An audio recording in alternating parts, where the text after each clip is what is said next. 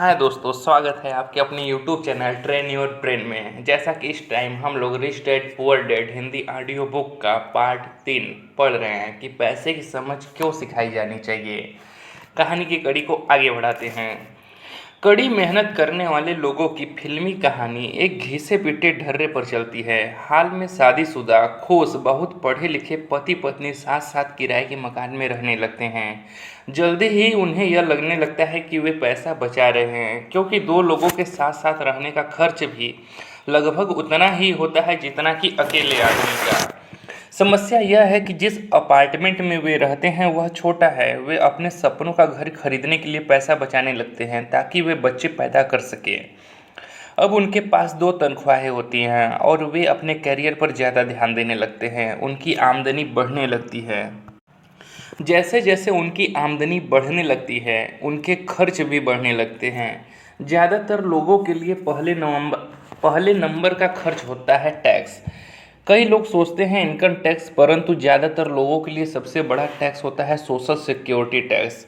कर्मचारी को ऐसा लगता है कि social security tax Medicare tax को मिलाकर कुल टैक्स लगभग 7.5% के करीब होता है, परंतु हकीकत में यह 15% होता है, क्योंकि आपके बॉस को भी सोशल सिक्योरिटी की उतनी ही रकम मिलानी पड़ती है। मुद्दे की बात यह है कि यह वह पैसा है जो आपका बॉस आपको नहीं दे सकता। इससे भी बड़ी बात यह है कि आपको अपने वेतन में से कटे सोशल सिक्योरिटी टैक्स की रकम पर इनकम टैक्स भी देना होता है, और यह ऐसी आमदनी होती है जो आपके हाथ में नहीं आई है बल्कि सीधे ही सोशल सिक्योरिटी में चली गई है। फिर दायित्व बढ़ने लगता है। इसे समझाने का सबसे अच्छा तरीका यह है कि हम वापस युवा पति पत्नी की कहानी की तरफ चलें। उनकी आमदनी बढ़ने के कारण वे फैसला करते हैं कि अब वे किराए के मकान में नहीं रहेंगे बल्कि अपने सपनों का घर खरीद लेंगे। जब वे अपने घर में पहुंच जाते हैं तो उन पर एक नए टैक्स का बोझ आ जाता है जिसे प्रॉपर्टी टैक्स कहते हैं। फिर वो लोग एक नई कार खरीदते हैं, नया फर्नीचर और नया सामान खरीदते हैं ताकि उनका घर आलीशान लगे। अचानक वे अपने सपने से जागते हैं और देखते हैं कि उनके दायित्व का कॉलम बढ़ गया है। वे कर्ज में हैं और उन्हें बहुत से मॉर्टगेज ऋण और क्रेडिट कार्ड ऋण चुकाने हैं। अब वे चूहा दौड़ में फंस चुके हैं। एक बच्चा पैदा हो जाता है। वे और कड़ी मेहनत करते हैं। प्रक्रिया फिर दोहराई जाती है। ज़्यादा पैसा आता है, उस पर ज़्यादा टैक्स लगता है जिसे ब्रैकेट क्रीप भी कहा जाता है। तभी उनके पास डाक में एक और क्रेडिट कार्ड आ जाता है। वे उसका इस्तेमाल करते हैं। वह खत्म हो जाता है। तभी एक लोन कंपनी का आदमी आकर उन्हें बताता है कि उनकी सबसे बड़ी संपत्ति, उनके घर की कीमत बढ़ गई है। कंपनी उन्हें एक बिल कंसोलिडेशन लोन देने का ऑफर देती है क्योंकि उनकी क्रेडिट बहुत अच्छी है। कंपनी उन्हें यह भी बताती है कि समझदारी इसी में होगी कि वे अपनी ऊंची ब्याज दर पर लिए गए कंज्यूमर लोन को उनके क्रेडिट कार्ड से चुका दें, और इसके अलावा उनके घर पर लगने वाले ब्याज से उन्हें टैक्स में भी छूट मिलेगी। वे ऐसा ही करते हैं और ज़्यादा ब्याज दर वाले क्रेडिट कार्ड का भुगतान कर देते हैं। इसके बाद वे राहत की सांस लेते हैं। उन्होंने क्रेडिट कार्ड का हिसाब साफ कर दिया है। अब उन्होंने अपने उपभोक्ता ऋण को होम मॉर्टगेज में बदल दिया है। उनका भुगतान भी कम हो जाता है क्योंकि उन्हें अपने कर्ज को 30 साल की किस्तों में चुकाना है। समस्या से निपटने का यही स्मार्ट तरीका है। उनके पड़ोसी आते हैं और उन्हें शॉपिंग पर चलने का न्योता देते हैं। मेमोरियल डे की सेल लगी हुई है, यही तो मौका है कुछ पैसे बचाने का। वे अपने आप से कहते हैं, मैं कुछ नहीं खरीदूंगा, मैं तो सिर्फ देखने जा रहा हूँ। परंतु अगर कोई चीज़ जम जाए तो उसे खरीदने की उम्मीद में वे अपने क्रेडिट कार्ड को ले जाना नहीं भूलते हैं। मैं ऐसे युवा दंपत्ति से हर समय टकराता हूँ। उनके नाम बदलते रहते हैं परंतु उनकी पैसे की तंगी एक से ही रहती है। वे मेरी चर्चाओं में यह सुनने के लिए आते हैं कि मैं इस बारे में क्या कहता हूँ। वे मुझसे पूछते हैं, क्या आप हमें बता सकते हैं कि और ज़्यादा पैसा कैसे कमाया जा सकता है।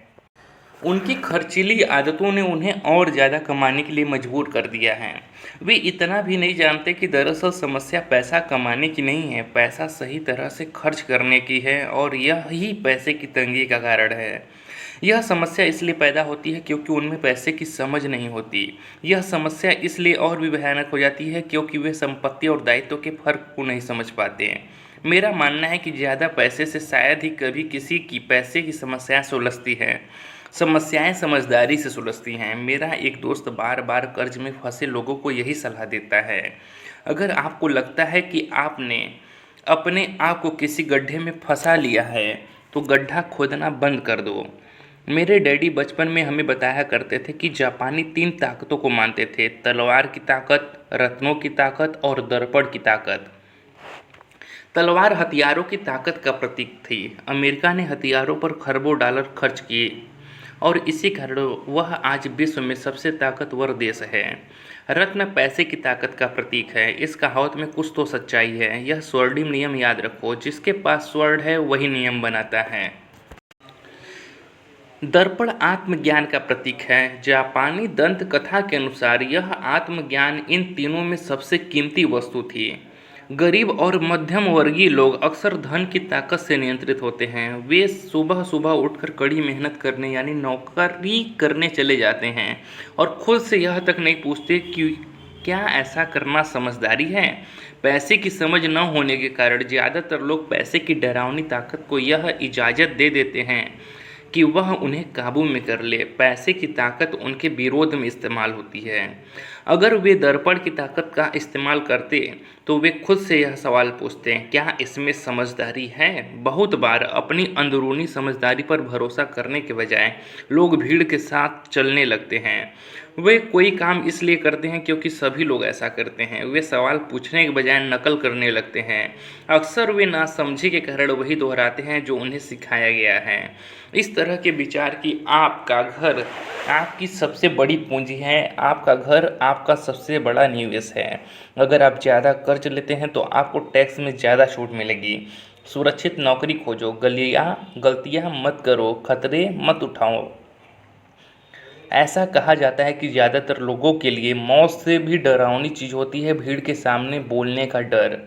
मनोवैज्ञानिक कहते हैं कि ज़्यादातर लोग सार्वजनिक मंच पर बोलने से इसलिए डरते हैं क्योंकि उन्हें यह डर होता है कि उनकी बुराई होगी, लोग बाग उनकी हंसी उड़ाएंगे, वे अकेले रह जाएंगे, सबसे कट जाएंगे और बिरादरी से अलग थलग कर दिए जाएंगे। सबसे अलग होने का डर या अकेले रह जाने का डर ही वह सबसे बड़ा कारण है जिस वजह से ज़्यादातर लोग अपनी समस्या हल करने के लिए नए तरीके नहीं ढूंढते हैं। इसलिए मेरे पढ़े लिखे डैडी कहा करते थे कि जापानी लोग दर्पण की ताकत को सबसे ज़्यादा महत्व देते थे, क्योंकि जब इंसान दर्पण में खुद को देखता है तभी उसे सच्चाई का पता चलता है। और ज़्यादातर लोग खतरे मत उठाओ इसलिए कहते हैं क्योंकि वे खुद डरे हुए होते हैं। यह किसी भी चीज़ के बारे में कहा जा सकता है, जैसे खेल में, संबंधों में, कैरियर में, धन में। इसी समाज से कट जाने के डर के कारण लोग लीक पर चलते हैं और समाज की स्वीकृत मान्यताओं या लोकप्रिय प्रवृत्तियों के खिलाफ नहीं जाते। आपका घर एक संपत्ति है। बिल कंसोलिडेशन लोन लो और कर्ज से बाहर निकल जाओ। कड़ी मेहनत करो। प्रमोशन का सवाल है, एक दिन मैं वाइस प्रेसिडेंट बन जाऊंगा। पैसे बचाओ, जब मेरी तनख्वाह बढ़ेगी तो मैं एक बड़ा कार खरीद लूँगा। म्यूचुअल फंड सुरक्षित है। टिकल मी एल्मो डॉल्स अभी स्टॉक में नहीं है, परंतु मेरे पास एक डॉल रखी हुई है जो दूसरा ग्राहक अब तक लेने नहीं आया है। भीड़ के साथ चलने और पड़ोसियों के ऐशो आराम की नकल के कारण पैसे की बहुत सी समस्याएं पैदा होती हैं। कई बार हम सभी को दर्पण में देखने की ज़रूरत होती है और हमें अपने डर के बजाय अपनी अंदरूनी समझदारी से सोचना चाहिए। जब माइक और मैं 16 वर्ष के हुए तो हमें स्कूल में समस्याएं आने लगी थी। हम बुरे बच्चे नहीं थे, हम केवल अपने आप को भीड़ से अलग कर रहे थे। स्कूल के बाद और शनिवार रविवार को हम माइक के डैडी के लिए काम करते थे।